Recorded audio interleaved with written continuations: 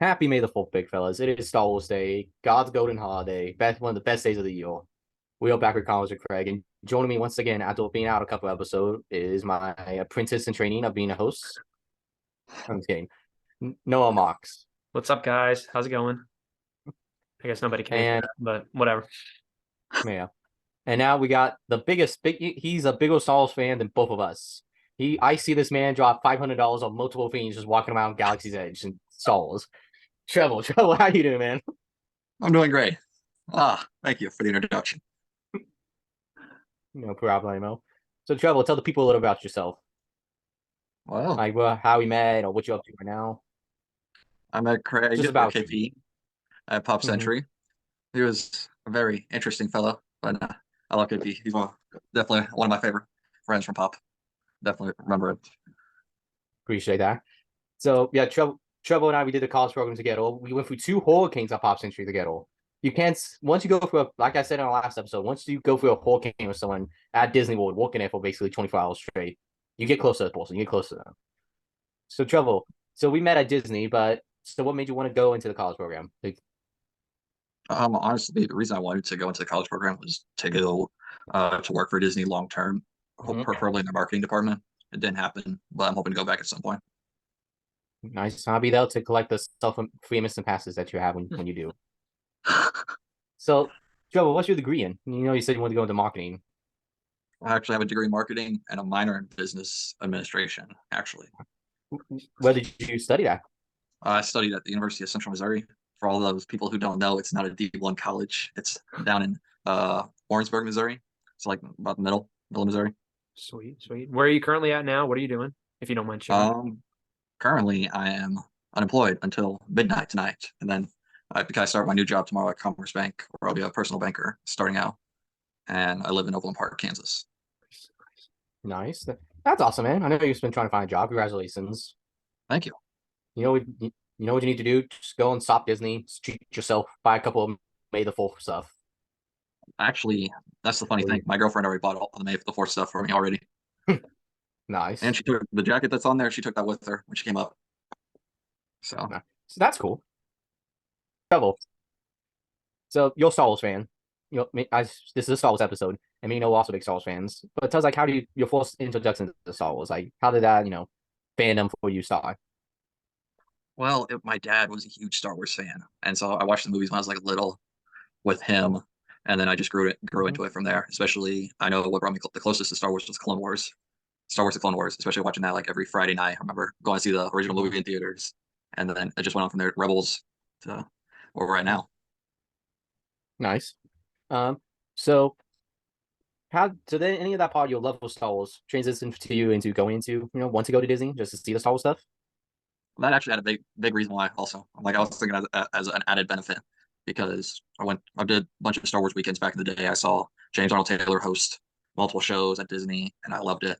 And then Galaxy's Edge was coming in, but the pandemic hit. We weren't able to go down, and being able to be accepted into the college program down there, I'm like, that's the first thing I'm gonna do is go to Galaxy's Edge. And that's exactly what I Nice. did. Well, glad you're there.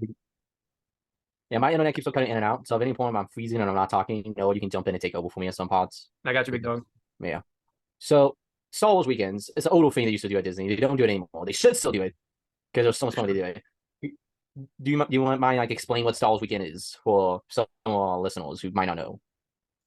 Well, Star Wars weekends, biggest thing was all the people that came, like from the movies. I remember Mark Hamill being there. He was there like a few weekends. You had I know one of them was actually before Rebels even took off. The voice actor Mm-hmm. for Ezra Bridger actually got his autograph on his card. Actually was able to get that from him because he actually they usually had like tents and you line up to get people's Mm-hmm. autographs. You wouldn't have to pay for it, just line up, and he would be one of the ones. He had no one in his line because no one knew who he was, and so that thought that was fun. But the main thing for Star Wars weekends is a bunch of nerds come together. Star Wars nerds come together and celebrate their love for Star Wars. So I know where it took place, but for listeners who don't know where Star Wars weekend was at, where did that take place at? Um, and well, what was before Galaxy's Edge? What was that Uh, called? it was an area called Streets of America. Yeah, it was between Streets of America and the Star Tours because they had the stage next to Star Tours with the AT-AT, and they would do Mhm. like different shows, the lightsaber training. Didn't you actually do that show? That's right, I did actually. A young Craig Paul, a young KP, did was a Jedi up though, fighting Darth Vader. Back then when it was just Darth Vader before they introduced Darth Maul. I'm pretty sure the And- twins did that. It was so awesome. I wish they had that before adults. Like imagine like a bunch of adults going up there and fighting Darth Vader. Like, I'll do that in a heartbeat. That would be so much fun. What's stopping That you would- from doing it now? But one, they haven't brought it back since COVID. Oh, Yeah. And second of all, they have an age limit. So if you like 12 and above, like no, you can't do it. Hmm. So if you're 13 and your dreams to fight Darth Vader, unfortunately, you're not going to get that dream come true. Because Mickey said no. So That was one of the funnest week. Well, what the heck's Definitely going not on as with the much. dragon catching on fire at the fireworks show? I think Oh, that was in that's- California, right? that was like California. You saw that, Trevor? Yeah, I saw that last night actually, or no, not last night. This morning, I was looking on TikTok. I was scrolling, and I saw that.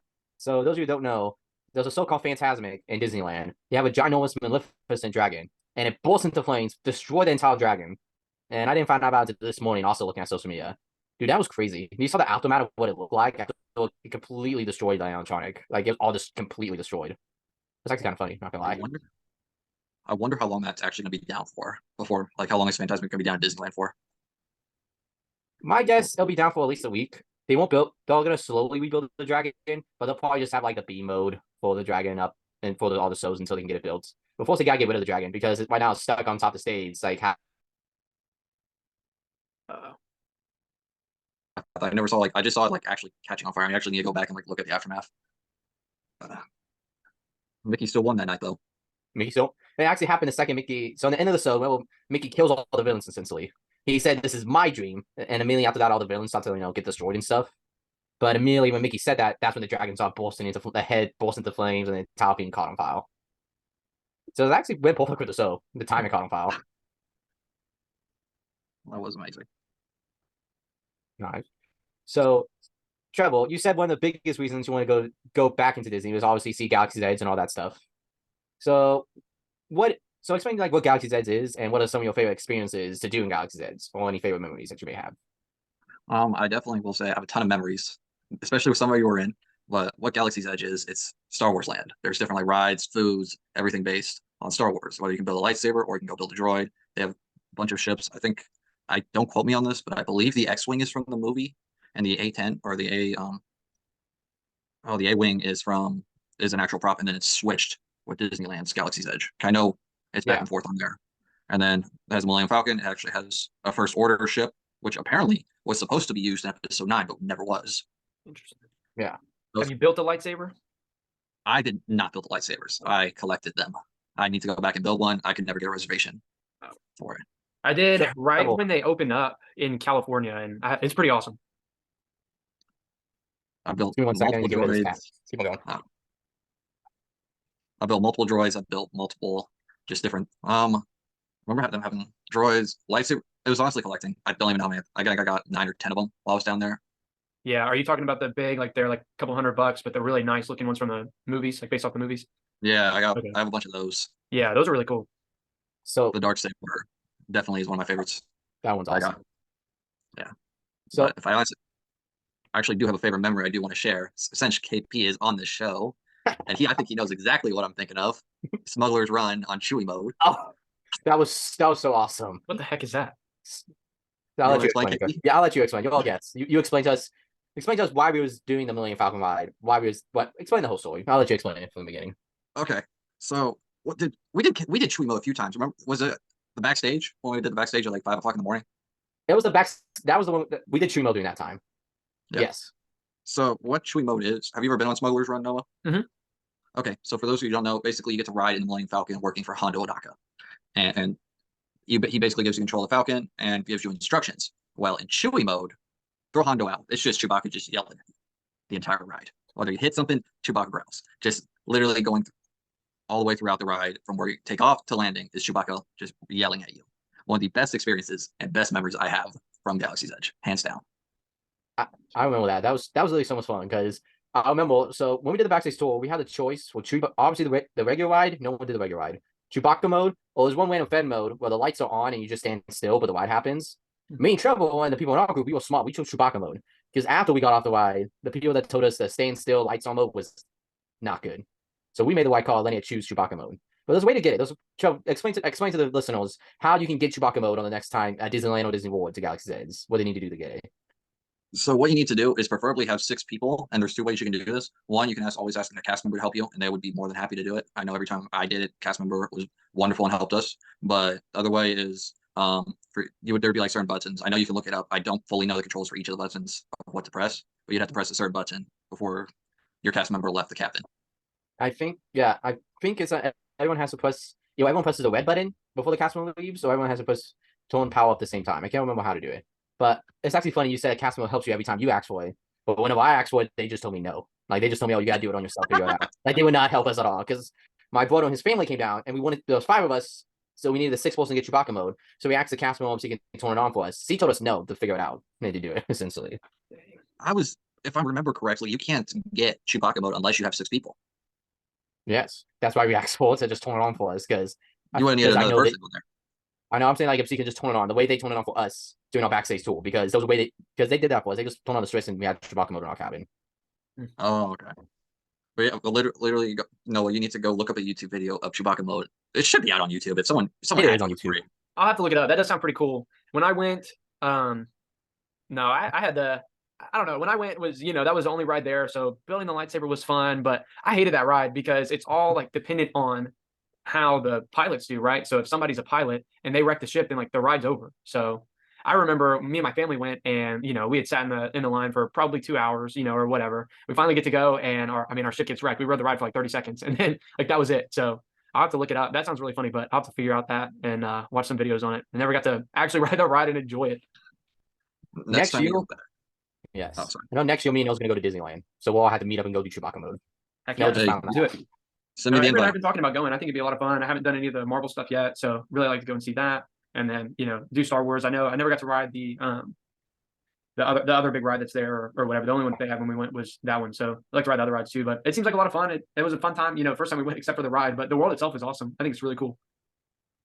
Ooh, Trevor, tell them about the main ride there was Rise of Resistance. Me and Trevor actually have a fun story about it with both of us going through it, and I'll let Trevor explain. I think he knows exactly what I'm talking about. I see you laughing. You know what story what I'm thinking of. Is this the one that? Oh, is this where we It was got on stuck? Halloween. It was on Halloween. Yeah, it's the one where we got stuck. Yeah, we got stuck in the AT-AT room. And if I remember correctly, KP, weren't you yelling back to the cart right behind us? The people like we were going with? I was. Yeah, tell them what were you saying to them? They had children and I everything. was saying some dad jokes, like Mhm. where does Darth Vader get his suits from? The Darth Maul. Stuff like that. That went on for about like 30 minutes. Yeah, we were literally just stuck on this ride, and then KP's just cracking jokes. And that family, I think actually that they were not annoyed at all, which I was very surprised. No offense, KP, but like they were actually seemed genuinely happy with it. I was kind of sad though. We couldn't finish it. I know. I was sorry we couldn't finish the. At least we broke down in that room because that's the best. No, there's like giant AT-ATs. It's the best spot to get broken down at. But the funny part was our friend group, we was all riding together. They got annoyed with it real fast because it's just because of Pop Century, I always would tell dad jokes all the time to guests, but I don't only know like 10 Disney jokes, so I just recycle the same jokes all the time. So all the jokes I was saying, they already told 1,000 times before that I've said it to guests. So they got annoyed with it. It was all time off, and I was just saying all these jokes again. Those are what made the DCP the best program ever. Those are what make your moments. Those are magical moments. So and also we made Olga's Cantina. We did Olga's Cantina too. Oh yes, we did do Olga's. Man, we did So Olga's a few times ago. yeah, that is true. If you don't know, Olga's Cantina, Yeah. the Star Wars movies, the Cantina, Yeah. We that's what did it that is, too. That's but- where you go and get the drinks. Yeah. Mhm. I remember. So Trevor, we was going to Olga's, and Trevor made a reservation, but he made it for like one person, and he went up to the cast member asking them, "Hey, can I add 7 people to my reservation?" And he was able to he finessed everyone into Olga's Cantina that night. I believe that's how it was, right, Trevor?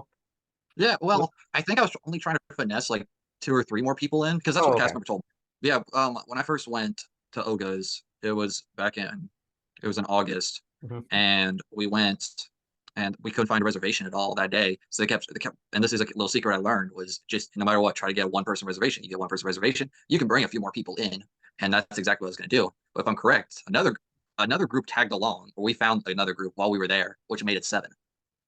Oh, okay. Yeah. So okay, that's. But still, you was able to get us into Olga's Cantina that first time. I started to get to know the people at Olga's. I was getting to know them around that time. And I said, "How about what's the possibility? We can let's work something out. See how we can do it. If we have to split apart, we can. But actually, we're able to get this entire table together, which was amazing. This So was awesome. we did.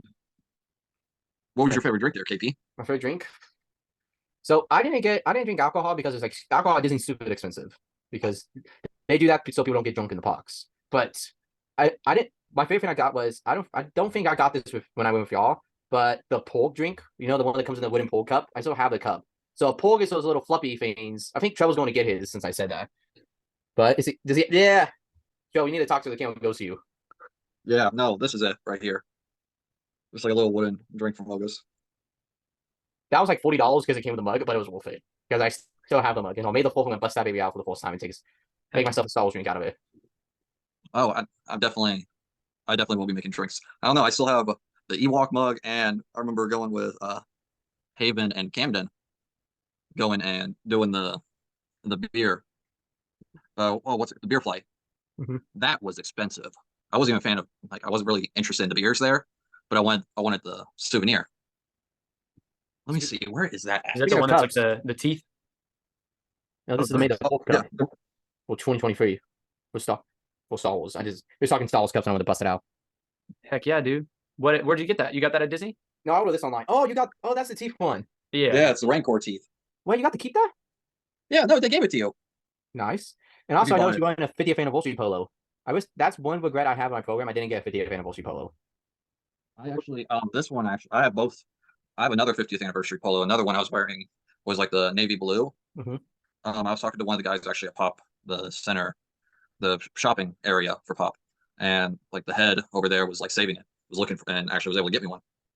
Nice. Now, I was gonna say, I saw a photo of you with that on Instagram, but I never saw the navy blue one because I like that one a lot.